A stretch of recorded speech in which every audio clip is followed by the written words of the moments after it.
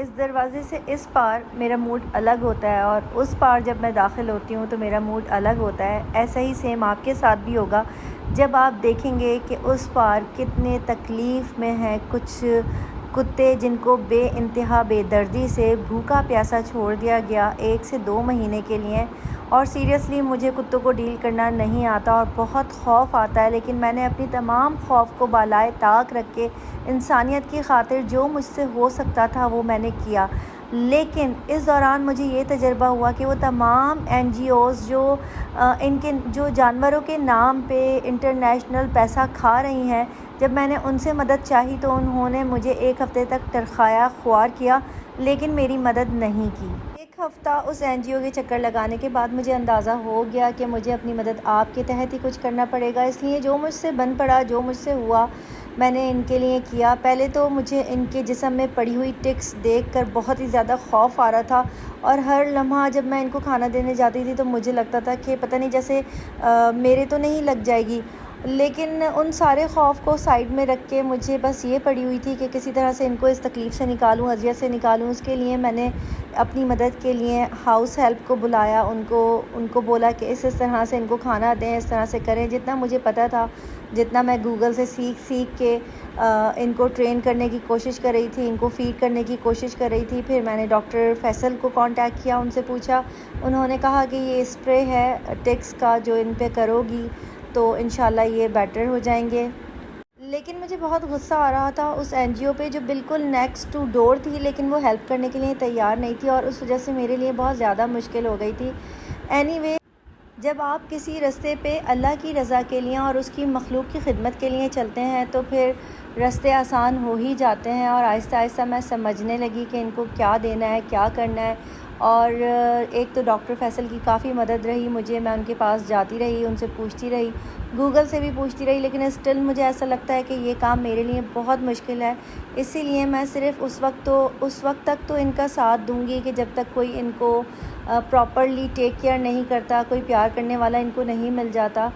پھر اپنے دیہات کے چوکیدار کی مدد سے میں نے ان تینوں کو نہلوایا باری باری۔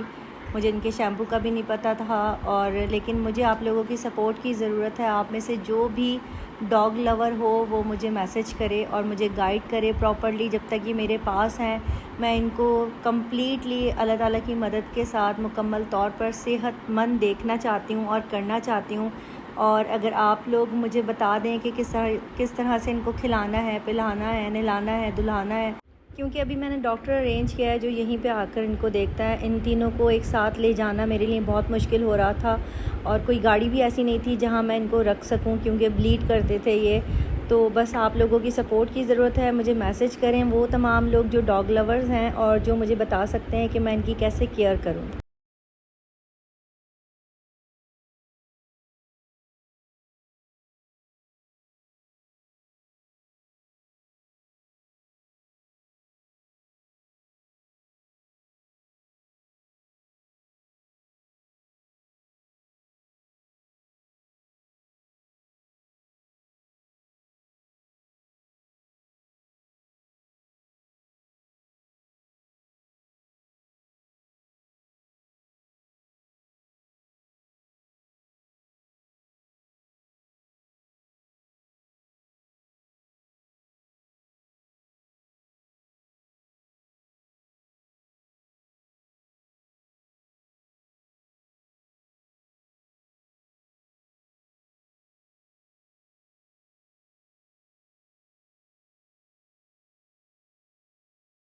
تو ڈاکٹرز نے مجھے مشورہ دیا کہ آپ اگر ان کو نہیں لا سکتی تو یہ والا اسپرے ان کو کروائیں، یہ کھانا دیں، ان کے کھانے میں اس طرح سے ملٹی وائٹامنس شامل کریں۔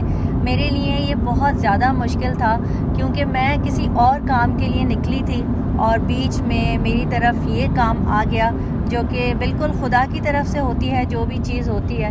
بس میری یہ کوشش ہے کہ آپ لوگوں کی دعاؤں سے اور میری محنت سے یہ ایک دفعہ دوبارہ صحت مند ہو جائیں، اور 3 سے 4 مہینے جس پینفل پیریڈ سے یہ گزرے ہیں اس کے سائیڈ ایفیکٹ سے باہر آ جائیں۔ لیکن یہاں میں یہ بات ضرور کہنا چاہوں گی کہ وہ تمام NGOs جو جانوروں کو دکھا کے پیسہ لوٹ رہی ہیں اور جس کا میں نے تجربہ کیا، انہوں نے میری مدد کرنے سے کمپلیٹلی انکار کر دیا۔ پہلے تو 5 سے 6 دن مجھے بہت خوار کیا کہ ابھی ڈاکٹر آئے گا، ابھی اجازت ملے گی، پھر ہی ہم آپ کے کتوں کی ہیلپ کر سکتے ہیں۔ 4 سے 5 دن اس این جی او میں خوار ہونے کے بعد مجھے پتہ چل چکا تھا کہ یہ لوگ کسی بھی طرح کی میری مدد نہیں کریں گے۔ تو پھر میں نے اپنی کوشش آپ کے تحت ان کے لیے اسپرے منگوایا، ڈاکٹر سے فون پہ مشورہ کیا اور پھر ان کو پہلی بار نہلوایا۔ پتہ نہیں کتنے مہینے کے بعد یہ نہا رہے تھے۔ ان کے جسم میں جگہ جگہ زخم تھے، ان کے جسم کے بالوں میں نوٹس پڑی ہوئی تھی۔ آپ ویڈیو میں دیکھ سکتے ہیں کہ کس طرح سے یہ بلیڈ کر رہے تھے اور خود ہی اپنا بلڈ